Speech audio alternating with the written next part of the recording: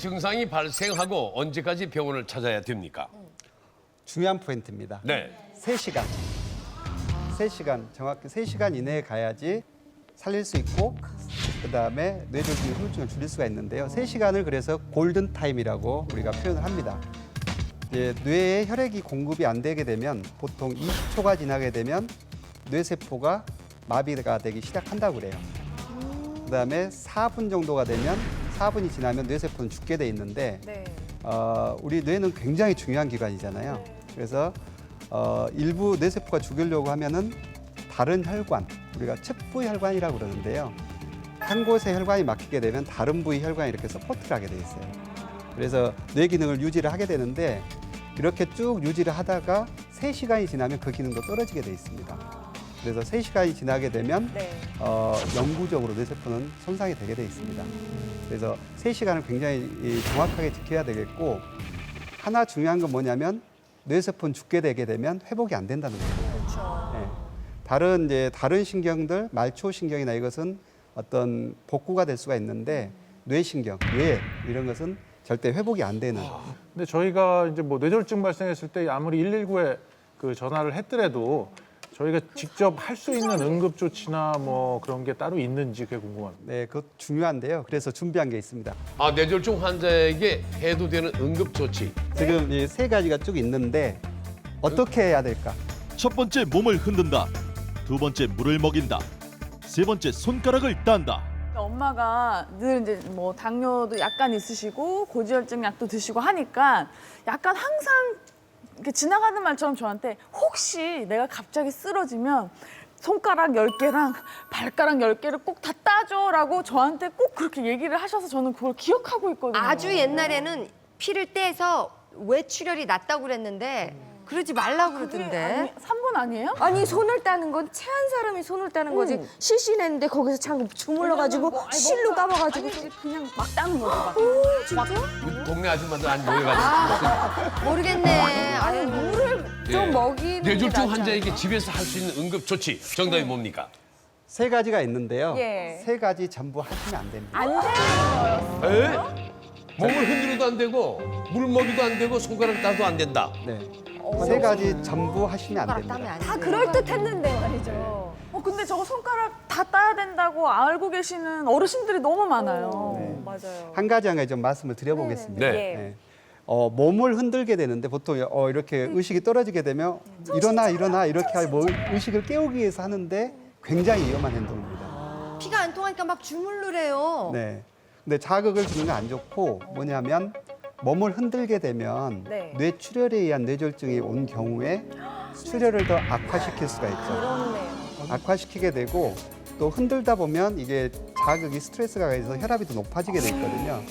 높아지게 되면 출혈은 더 심해지게 돼 있어요. 그래서 의식만 잃었던 사람을 사망에 이르게까지 할 수가 있습니다.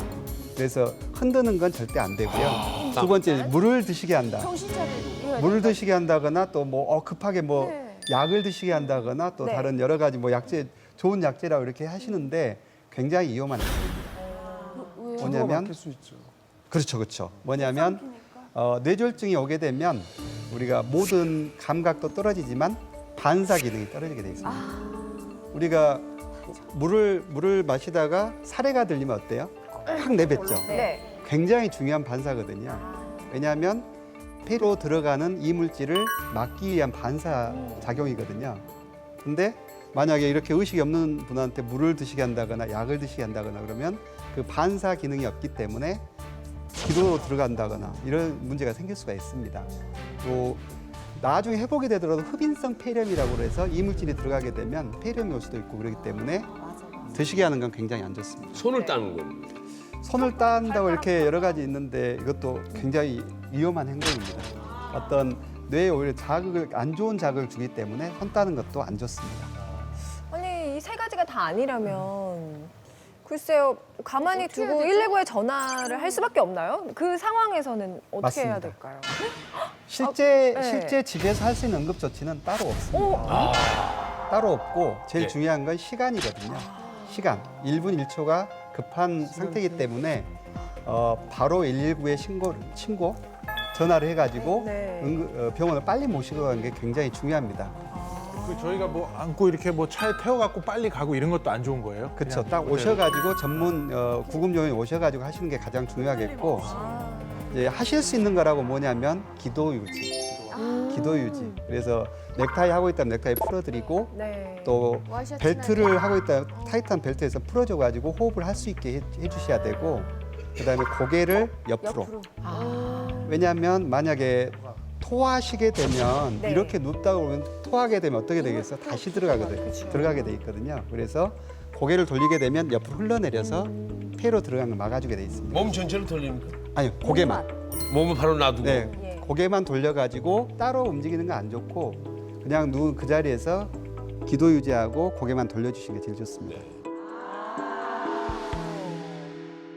그런데 이런 전조 증상은 뇌졸중이 발생했을 때 생기는 증상이지 않습니까? 네네. 근데 평소에 우리가 뇌졸중에 걸릴 위험이 높은지 안 높은지 알 수 있는 방법은 없을까요? 네, 숨은 뇌경색. 네? 네, 숨은 뇌경색을 자가 진단하는 방법이 있습니다. 숨은 뇌경색이요. 그게 또 뭡니까?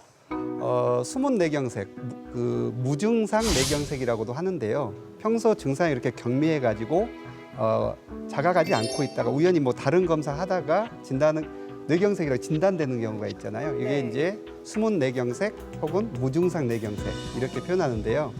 이건 뭐냐면 뇌의 깊은 부위, 심부에 있는 조그만 동맥이 막혀서 뇌경색을 일으키는 거거든요. 그래서 보통 이렇게 숨은 뇌경색이 있는 경우는 나중에 오는 큰 뇌경색을 일으킬 수 있는 아주 시한폭탄을 가지고 있다. 네. 이렇게 생각하셔야 됩니다. 아니, 숨은 뇌경색을 안고 사는 사람들은 결국 시한폭탄을 안고 사는 거지 않습니까? 네. 미리 진단할 수 있는 방법이 아예 없는 겁니까? 걱정 안 하셔도 됩니다. 물론 이거 무슨 말씀입니까? 네, 물론 있습니다. 있어요? 네. 지금부터 예. 숨은 뇌졸중을 자가 진단하는 방법을 알려드리도록 하겠습니다. 꼭 알아야 됩니다. 자, 이 숨은 뇌졸중 자가 진단법 어떻게 됩니까? 네, 자가 진단법 3가지를 준비했는데요. 첫 번째는 코끼리 코 만드는 법입니다. 코끼리 코요? 네, 이거? 코끼리 코. 예. 네.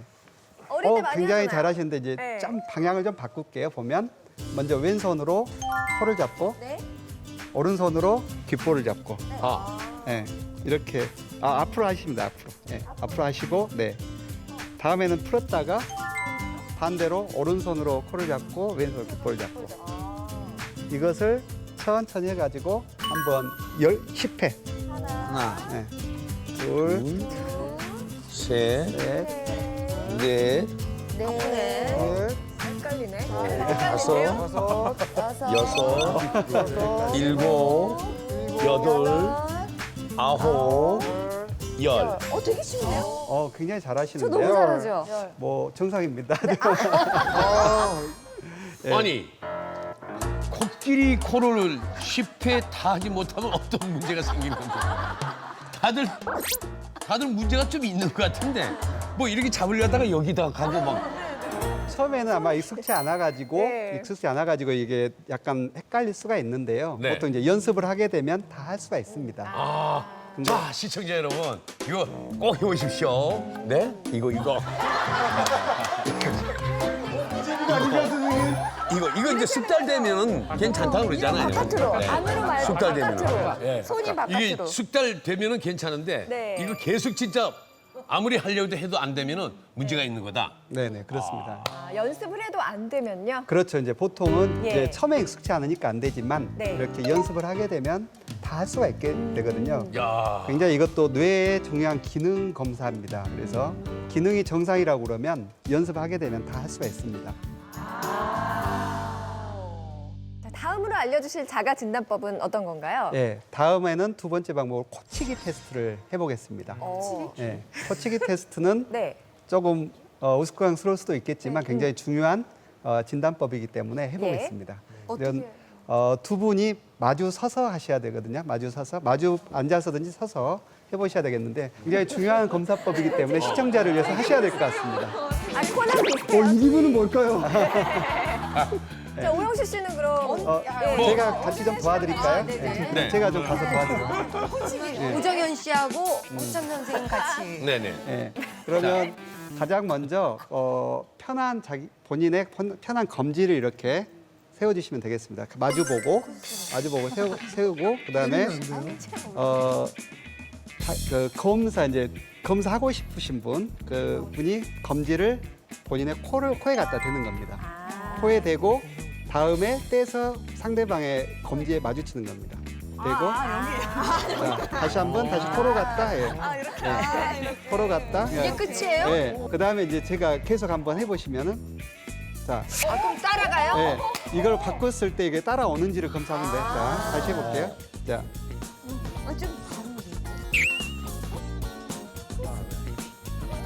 네. 유치원생이 된 것 같아요.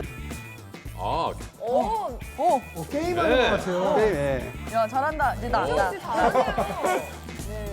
아니 어떻게 빨리 얼마나 빨리 해도 괜찮아요? 실은 이제 빠르는 것은 중요한 건 아니고요. 네. 이렇게 천천히 해가지고 마주칠 수 있는지 없는지 그게 중요하거든요. 네. 분명히 네, 아주 손가락을 잘하시네. 네. 이렇게 치는 거 맞죠? 네네. 손바닥을 치는 것 같아요.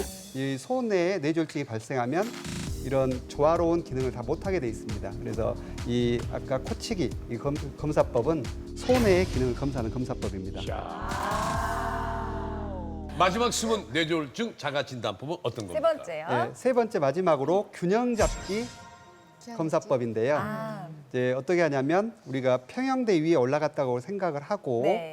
다리를 앞쪽으로 꼬아가지고 앞쪽에 이렇게 앞쪽으로 세우게 됩니다. 일자로. 그런 다음에 손을 벌리고 눈을 감고 10초 동안 유지하는 겁니다. 이건 그냥 혼자서 하면 네, 되겠군요. 혼자 할 수 있습니다. 다리를 일자로 해요. 일자로 해야 됩니다. 네. 자, 그럼 다 같이 한번 해보겠습니다. 너무 힘들어. 눈을 감으니까. 아, 균형을 잡으시려고 애를 쓰시는 게 이제 정상이다 이거죠? 네. 아, 네. 현진 씨 팔을 올리세요. 네. 아, 이젠 좋아졌네요. 저 팔을 왜 내려가요? 아, 균형을 잡기 위해서. 지금 다 잘하고 있는 겁니까? 네, 잘 하고 계시고요. 저 보면 균형을 맞추기 위해서 근육을 이렇게 움직이잖아요. 네. 그건 뇌 기능이 정상이기 때문에 맞추는 아유. 거거든요. 정확히 어떤 것에 관련해서? 균형도 마찬가지로 이제 손의 기능인데요. 근력이 약해서 균형을 유지 못하는 경우가 있는데 그거 빼놓고는 대부분 이제 손의 기능이 정상이라고 그러면 유지를 하게 돼 있습니다. 근데 이제 지금까지 하고 있던 거 이런 게 어떻게 보면 뇌 기능이 정상인지 이렇게 검사법이긴 하지만 평상시 이렇게 하게 되면 뇌 기능을 활성화시켜서 뇌졸중이나 치매를 예방하는 데 도움이 되니까 꾸준히 네. 하는 것도 좋습니다.